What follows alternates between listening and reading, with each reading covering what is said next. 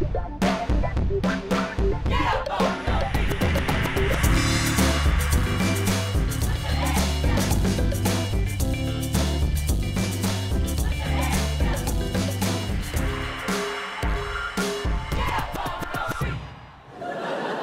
suis hyper content. Parce que hier soir, j'ai été en discothèque. Pour la première fois. À 37 ans.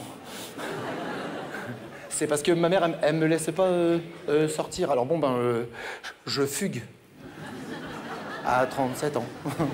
J'ai piqué les clés de sa voiture, sa carte bleue, et... hop! Je suis parti à la boîte. Alors là, j'arrive devant la boîte, et là, comme ça, devant la porte, une foule énorme. Une queue énorme. Alors bon, moi, comme j'aime pas trop attendre, j'ai attendu dans la voiture. Pas con, hein. Alors bon, les gens rentrent, tu vois. Hop, je me pointe, et là, devant l'entrée, un mec énorme. Il me dit comme ça, il me dit bonsoir, monsieur. Mais bon, plus vite. Hein. Alors hop, je rentre, tu vois, dans la boîte, comme ça, bon, je paye l'entrée, hein, 50 €.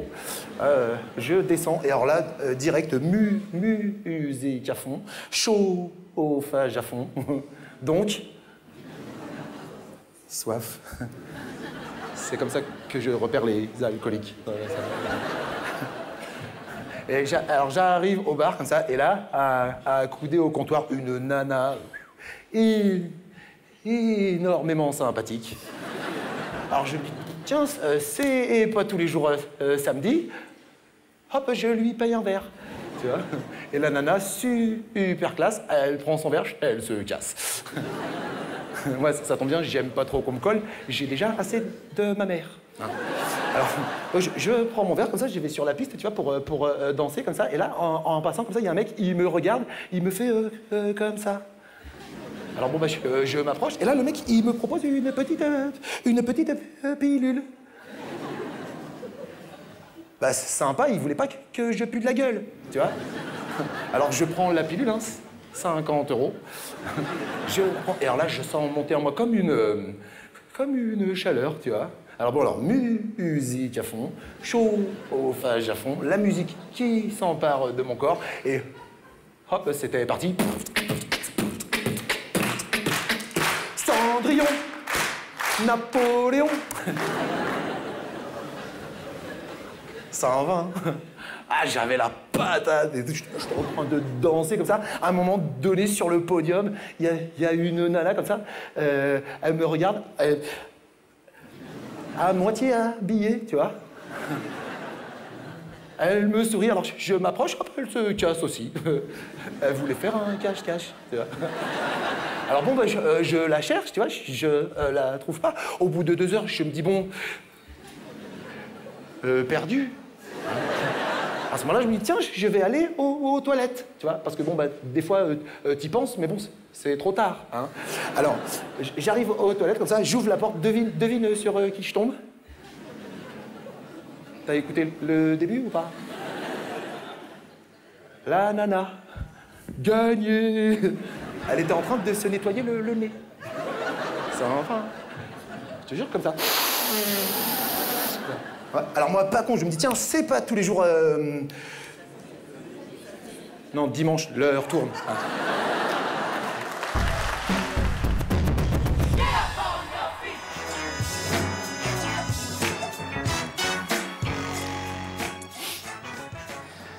Bonjour à toutes et à tous, soyez les bienvenus dans Déclaration d'humour. Alors aujourd'hui, nous sommes avec Marco.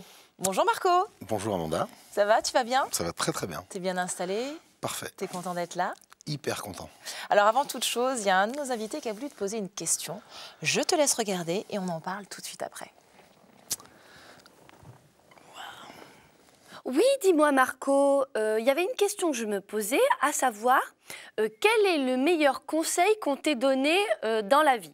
Ou à défaut, le meilleur conseil que tu t'es auto-donné si personne ne t'en a donné. Voilà.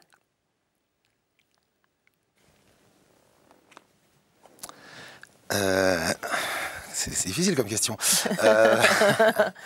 Le meilleur conseil qu'on m'a donné, c'est, professionnellement parlant, hein, j'entends, c'est en toutes circonstances sur le plateau, de prendre du plaisir. Et c'est ce que j'ai essayé de faire tout au long et ça marche bien. C'est assez probant. Ouais, ça marche très bien. S'amuser, c'est quand même ce qu'il y a. En même temps, tu fais un boulot où on s'amuse. C'est Oui, le jeu, oui, c'est par définition. C'est le but du jeu, mais souvent on est un peu mangé par le stress, par la pression, voilà. Et c'est vrai que quand on met de côté tout ça et qu'on se concentre uniquement sur le plaisir de jouer comme un enfant, jouer avec ses petits jouets, ben ça marche. Alors toi, Marco, tu es auteur, humoriste, comédien. Mais avant tout ça, tu as été éducateur spécialisé. Ouais. D'où ça t'est venu? Ça, c'était une vocation ou tu prenais juste plaisir à torturer les gens? Non, non, c'était une vraie vocation, c'était un vrai parcours. C'était la suite logique de ce que j'avais fait dans mon début de carrière. J'étais animateur, je travaillais avec des enfants, des adolescents, etc. Et comme dans tout ce que je fais, j'étais beaucoup investi. Du coup, c'était la suite logique. Et voilà, ouais, voilà, j'ai fait ça pendant quelques années. C'est un beau métier, mais qui est très dur, très dur. Tu veux dire psychologiquement? Ouais, psychologiquement, physiquement. Contrairement au métier que je fais aujourd'hui, on n'a pas de retour immédiat sur ce qu'on fait. C'est-à-dire qu'on sème des choses et puis on ne sait pas si ça va marcher ou pas. Ouais, mais quand même, il y a ce côté, tu viens de dire, psychologiquement, c'est dur. Enfin, quand tu fais de la scène, il faut quand même avoir un mental en acier parce que c'est des remises en question permanentes. Tu te confrontes à un public, donc tu ne sais jamais ce que tu vas recevoir. Donc, quelque part, il y a quand même une similitude. Oui, il y a une similitude. Et en même temps, je pense que c'est pareil, c'est une suite logique. C'est-à-dire que le travail d'éducateur, ça m'a peut-être forgé. Ça t'a structuré? Ouais, ça m'a forgé pour avoir confiance en moi, pour affronter. Parce qu'après tout, monter sur scène, c'est quand même moins compliqué que d'affronter... une horde de gamins? Ouais, une horde de gamins. Puis surtout, moi, je travaille avec des gamins difficiles. Très difficiles. Enfin, eux, ils n'étaient pas difficiles. Ils avaient, eux, des situations très difficiles. Et donc, voilà, c'était pas toujours très marrant. Donc, du coup, après, c'est vachement plus simple de débarquer, faire de l'humour. C'est plus simple. Parle-moi de l'odeur de l'enfance. L'odeur de l'enfance, pour moi, c'est pareil, c'est vachement lié avec mon parcours. C'est-à-dire que moi, j'ai fait beaucoup de colo. Je partais souvent en colo, dans des trucs donc dans la vie collective, etc. Et donc, voilà, pour moi, l'odeur de l'enfance, c'est ça, c'est les vacances, c'est les booms.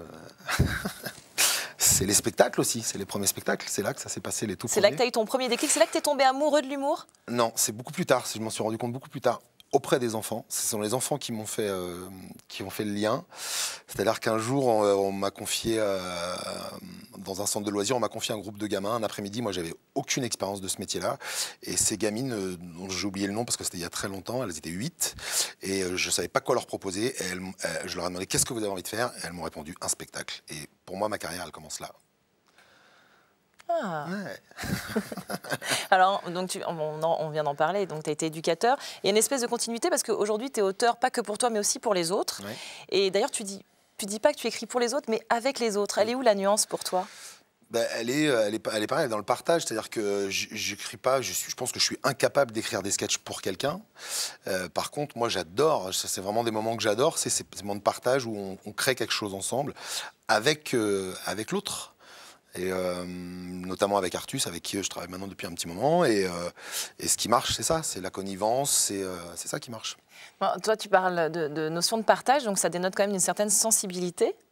Alors, je pense que les gens, quand ils se voient comme ça de prime abord, ils se disent « Ah non, le mec, c'est une armoire à glace ». Enfin, on a du mal à imaginer que il y a peut-être un gros nounours qui se cache derrière cette carapace, derrière cet aspect physique. Et alors là, je vais casser un mythe, parce que tu t'es quand même à donner une activité qui est quand même féminine. Donc ça veut dire que tu assumes ta part de féminité, les comédies musicales. Alors là, il faut que tu me racontes ça. Tu as fait des comédies musicales, paraît-il. Oui, j'ai participé à la création de comédies musicales. Moi, j'ai pas joué dans des comédies musicales. Oui, mais peu importe. Tu as créé. J'ai créé des comédies musicales et plus précisément, j'ai travaillé avec des compagnies de danse comme metteur en scène. C'était mes toutes premières expériences de metteur en scène.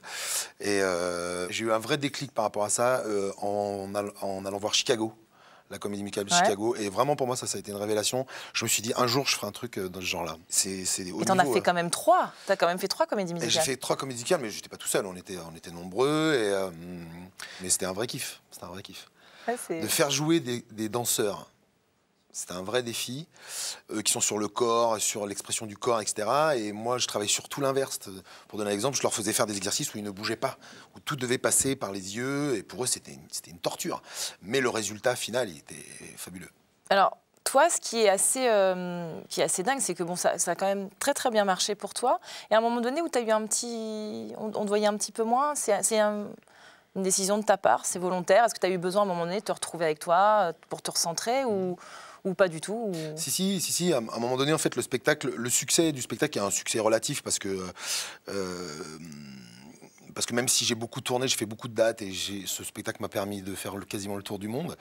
À un moment donné, ça n'a pas décollé, il n'y avait pas le succès médiatique.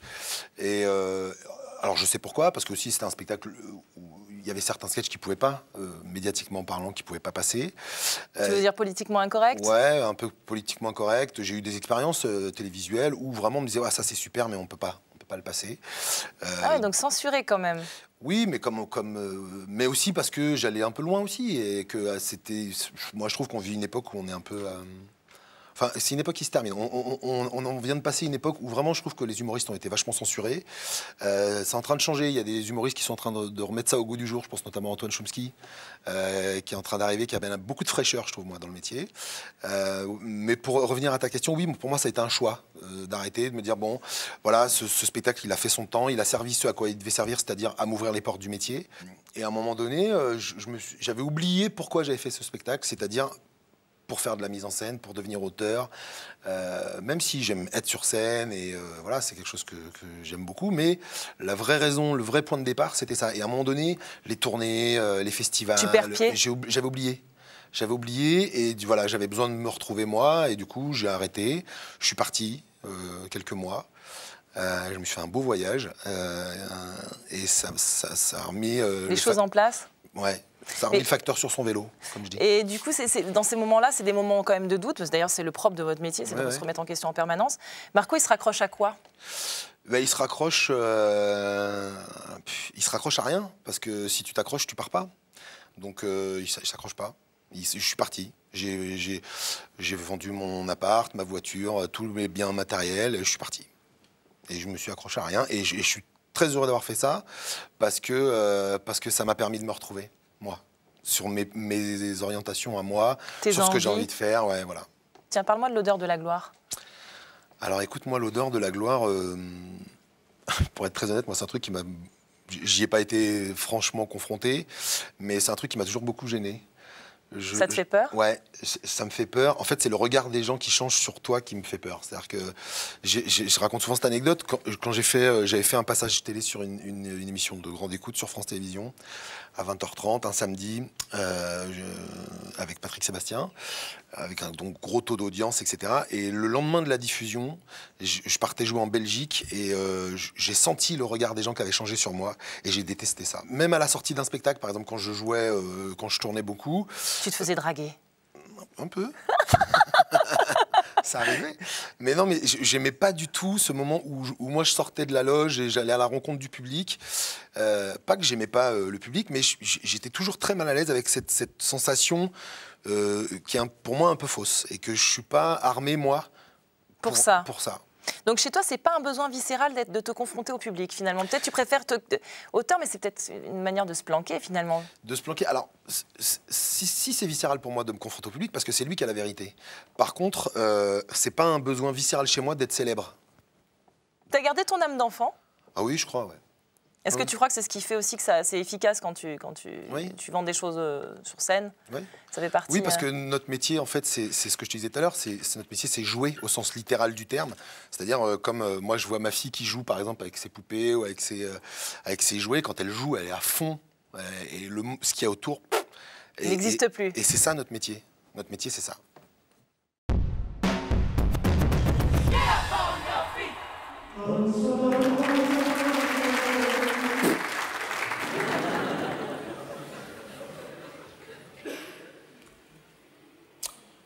Paroissien, paroissienne. On prie. C'est bien joli, mais va falloir qu'on cause. Avant le gigot dominical, j'ai 2 ou 3 vérités célestes sur le feu, et puis des sévères. Parce que vous voulez tous aller au paradis. Mais pour le billet première classe, mon Saint-Pierre a drôlement augmenté. Alors moi, je veux bien vous faire décoller l'âme, mais il va falloir me faire twister le prix Dieu. Parce que Sainte Thérèse, elle a eu son petit succès en marchant sur la piscine, mais bon, la piscine, maintenant, c'est Loana qui pèse dedans, alors il faut suivre. Alors le bénitier, il va falloir me l'agrandir, avec des bulles, façon jacuzzi. Et puis ça coûte. Alors quand je passe dans les rangs avec la corbeille, je veux plus entendre de ding-joling-joling. Je veux du fut-fut-fut. Parce que multiplier les pains, ça a découché les paralytiques un temps, mais enfin, c'est pas ça qui met du coco dans les stafettes paroissiales. Bah oui, ça suce une Lamborghini, mon vieux. Bon, et puis la chorale, au fond, c'est pareil. Je veux pas critiquer votre enthousiasme, mais bon, pour extasier la populace, il va falloir mouiller le maillot. Faire vibrer la paillasse, mettre les miches à l'ascenseur, je sais pas. Alors, je sais, l'idéal, ça serait d'avoir Jennifer ou Chimène Badi en chef de chœur, mais bon, ça coûte aussi. Alors, mesdames, je vous le dis, va falloir faire prendre l'air aux bijoux de famille. Secouer les matelas, faire sa fête à l'écureuil. Et puis, 2000 ans de dépression mystique, ça va bien. Il va falloir recruter de la vierge et puis de la fraîche. Et puis bon, alors ce week-end à la kermesse, on laisse tomber le chamboule-tout, la pêche à la ligne et tout. Moi, je veux voir de la guibole. Du jambon qui s'agite. Oui, ou du téton qui pointe, si tu veux. Puis celle qui me ramène moins de 5000, je te l'envoie à Compostelle sur les genoux et puis sans la coquille. Vous dites tout de suite. Bon. Allez en paix. Et remplissez les bourses. Ramène. Le plus grand bonheur ou le plus grand regret de votre vie? Ou les deux? Ou les deux. Les deux. Le plus grand bonheur de ma vie, c'était à La Réunion, quand je suis parti, à La Réunion, où je me suis retrouvé dans une cabane au bord de l'océan. J'avais perdu ma carte bleue, mon téléphone, mon ordinateur, j'avais plus rien. Et j'ai passé 10 jours sans un rond. Et ça a été les 10 plus beaux jours de ma vie, parce que j'avais besoin de rien, en fait. Et voilà, ça c'était le plus grand moment de bonheur de ma vie. Et l'autre question, c'était quoi? Le plus grand regret? Le plus grand regret? J'en ai pas beaucoup des regrets, moi. J'ai pas de regrets. J'en ai pas. C'est vrai, j'en ai pas. Ok. Je regrette pas, rien. Jamais? Jamais. Très bien. Un petit verre de jus d'orange, un petit verre d'eau, des bonbons? Un petit verre d'eau, ça serait parfait. Allez, on se dirige vers là-bas. Marco, t'as une devise? Ouais. Je te laisse t'asseoir, vas-y, je t'en prie. Je mets derrière? Ouais. Et je te laisse te servir, tu fais comme à la maison. Je fais comme à la maison. Ouais, j'ai la devise pour moi, c'est à tout moment, tout peut arriver. Voilà. Intéressant. Et toi, tu bois quelque chose, toi? Non, je te remercie. T'as un livre de chevet ou des auteurs de prédilection? Ouais. J'aime beaucoup Jean-Christophe Granger, qui a écrit Le vol des cigognes, et c'est lui qui a aussi écrit Les rivières pourpres, pour que les gens situent un peu. Ouais. Et c'est un auteur que j'aime beaucoup. C'est très noir, c'est très très noir. Mais par contre, il y a un suspense haletant, j'adore, j'aime beaucoup. C'est drôle que t'aimes bien le côté noir. Toi, t'écris pas tellement d'humour noir, dans l'absolu. Un peu. T'aimes bien être cinglant, incisif Ouais, j'aime bien. J'avais l'impression que ces dernières années, on pouvait plus trop se le permettre. Mais si. Moi, j'aime bien le cynisme. T'as pas de rituel avant de monter sur scène Non, de sortir de scène? Non, rituel, non. J'ai une petite phrase que je me disais souvent quand je montais en one man sur scène. Je me disais, les gens sont venus pour se marrer et toi aussi. Ah, voilà. Sympa Juste comme mantra. C'est un bon mantra, ça. Il faut se le répéter. Ouais. Les gens sont venus pour se marrer et toi aussi. Donc voilà, il y a aucune raison que ça se passe bien. Écoute Marco, merci, on était ravis de t'avoir dans l'émission. Merci à toi. Évidemment, on te souhaite plein de belles choses, surtout que ton film se fasse. J'espère bien qu'il va se faire, et il va se faire. Et alors nous, on a un petit rituel dans l'émission. En général, on vous demande un mot de fin. Ouais. Et puis ici, c'est le pas de danse de fin. Ouais. Donc on va te remettre ta petite musique de début. D'accord, mais tu danses avec moi par contre. Je suis sympa, ouais. Donc je vais essayer de te suivre. D'accord. Tu vas te mettre sur le gros rond rouge là. Et voilà. Et on va avoir l'air de deux idiots. Non, je rigole. Par contre, il faut mettre plus fort. Plus fort, plus fort.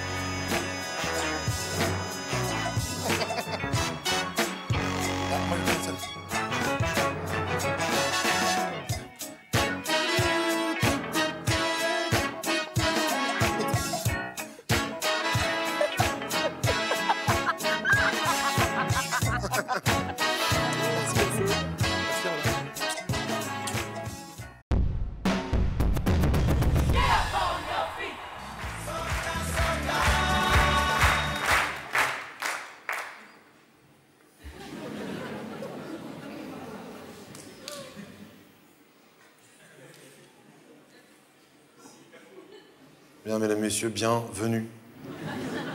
Les vacances René sont heureuses de vous accueillir. Les vacances René, des vacances dont vous vous souviendrez. Avec moi tous ensemble, les vacances René, des vacances dont vous vous... J'ai dit tous ensemble, j'ai dit. Les vacances René, des vacances dont vous vous... J'en suis sûr. Bien, avant de vous laisser profiter de vos vacances, quelques règles de base. Concernant d'abord la convivialité d'abord.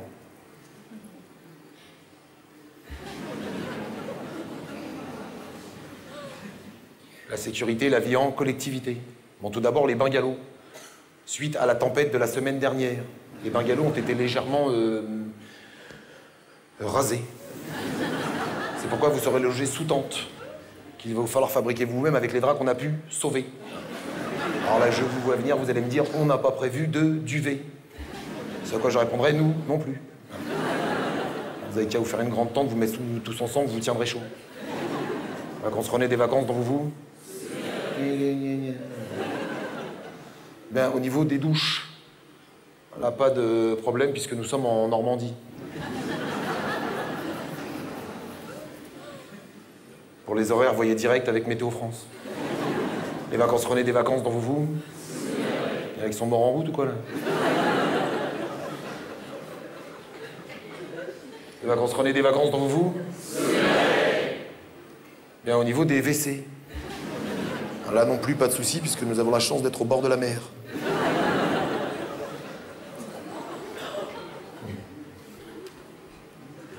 Quoi, madame, quoi? Vous avez quand même pas essayé de nous faire croire que vous n'avez jamais fait un petit pipi, hein? Ça ne marche pas, hein, madame. Les touristes, c'est notre métier, on connaît. Hein. Ils arrivent sur la plage, ils se déshabillent, ils foncent dans l'eau, au bout de 5 mètres, ça bouge plus, et là...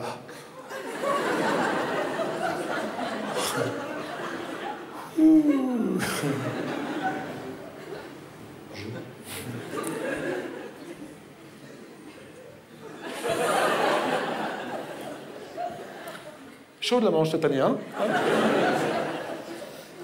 À d'autres, hein? Bien, pour la grosse cargaison. Merci de lâcher vos paquets uniquement à marée haute. Bah oui, sinon on vous voit. Les vacances René, des vacances dont vous... C'est bien. Bien, au niveau des animations, tout au long de la semaine, vous seront proposées des activités telles que plomberie, maçonnerie, électricité. Pensez à vous inscrire. Hein? Les vacances René, des vacances dont vous...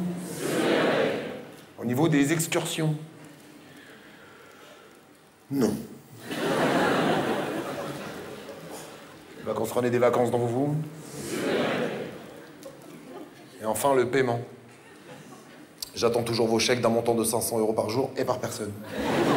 Alors bien entendu, vu les circonstances un petit peu particulières de votre séjour, la maison vous fait cadeau des nuits.